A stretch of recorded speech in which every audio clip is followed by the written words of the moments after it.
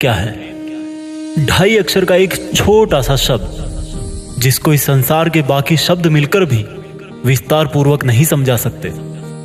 प्रेम तो 2.5 अक्षर का वह छोटा सा नाम है जिसको चांद तारों और बड़े वचनों से जोड़कर कठिन बना दिया जाता है। प्रेम का अर्थ ये नहीं कि उसे प्राप्त करना है, बल्कि प्रेम का वास्तविक अर्थ तो त्याग करने में है। प्रेम का अर्थ दिन में 100 बार यह बोलना नहीं है कि मैं तुमसे कितना प्रेम करता हूं, बल्कि प्रेम का अर्थ तो यह है कि बिना कुछ कहे ही, बिना कुछ सुने ही उसकी अनुभूति हो जाए। क्या प्रेम उसी से होता है जो आंखों से दिखाई दे? अगर ऐसा होता तो फिर एक माँ अपने बच्चे को तब क्यों प्रेम करती है जब वो उसके पेट में रहता है और दिखाई नहीं देता? क्या स्त्री पुरुष का प्रेम ही प्रेम कहलाता है? अगर ऐसा भी होता तो इस संसार के महापुरुषों ने किस लगन से अपने लक्ष्य प्राप्त किए?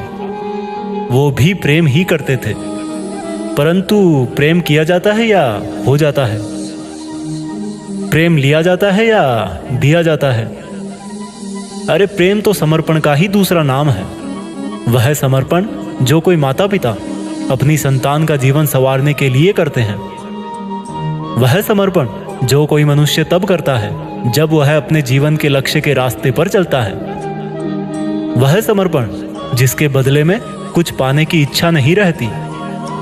परंतु जब प्रेम में क्रोध या शंकाएं होने लगे तो समझना वह प्रेम था ही नहीं। प्रेम में आंसू आना तो स्वाभाविक हो सकते हैं, परंतु उन आंसुओं के लिए प्रेम को ही उल्टा दोष दिया जाए, कमियां निकाली जाए, तो उसे प्रेम की जगह मोह का नाम देकर बाहर निकल जाना चाहिए। जो यह कहते हैं कि प्रेम समाप्त हो गया, उनको अपनी आंखों से अपने ही बारे में सोचने वाली पट्टी हटाकर त्याग की पट्टी बांधना चाहिए। प्रेम तो एक शीतल हवा की तरह है, जो पहले भी थी, अब भी है और हमेशा रहती है। यह होकर भी नहीं दिखती, और जब लगता है कि नहीं है तब भी होती है। बस इसका आभास करने की आवश्यकता है। प्रेम के बिना तो इस संसार का चक्र एक पल भर भी नहीं चल सकता। वह किसी ना किसी रूप में मनुष्य के साथ होता ही है, और दूसरे रूप में होने के कारण वह हमें दिखाई नहीं देता। इसके रूप अनेक होते हैं, लेकिन श्रद्धा एक ही होती है। जो श्रद्धा मीरा और राधा ने कन्हैया के लिए लगाई थी, जो श्रद्धा हनुमान जी ने प्रभु राम के चरणों में लगाई थी, जो श्रद्धा एकलव्य ने एक पत्थर में अपना गुरु देखकर धनुष चलाना सीखने में लगाई थी। और प्रेम के बारे में क्या बताऊं? जब तक ये संसार है तब तक प्रेम है, और जब तक प्रेम है तब तक ही यह संसार है। प्रेम कितना बड़ा है, जितनी उसकी अनुभूति कर सकते हो। प्रेम की आयु कितनी है, जब तक स्वार्थी नहीं बनते। प्रेम में प्रसन्नता कब तक है, जब तक प्रेम पर अधिकार ना जमाया जाए। क्या प्रेम में दुख करना सामान्य है? भला जिसमें दुख हो वह प्रेम ही क्या? प्रेम तो वह है जिसमें मन शांत है, किसी प्रकार की इच्छा नहीं है, एक दूसरे पर आरोप नहीं है, एक पल में खुश और अगले पल में दुखी होना भी नहीं है, जिसमें नींद नहीं आए वह भी प्रेम नहीं। किसी के छोड़ के जाने के बाद अगर अच्छी भावना के बदले आंसू आए तो वह भी प्रेम नहीं।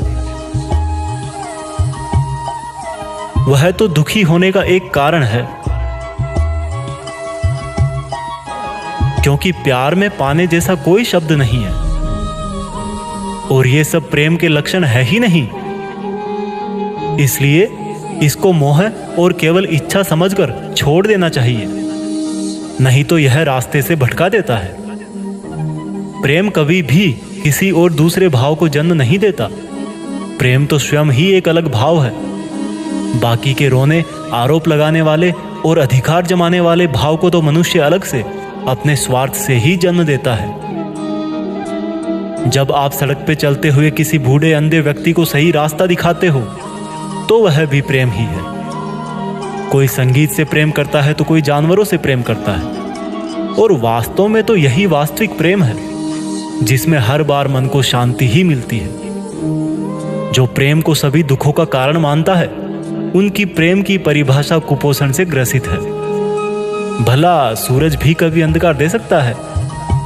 इसलिए इन सब बातों को समझकर यह जानो कि आप प्रेम में हो या मोह में। जय श्री कृष्णा, जय हिंद, वंदे मातरम।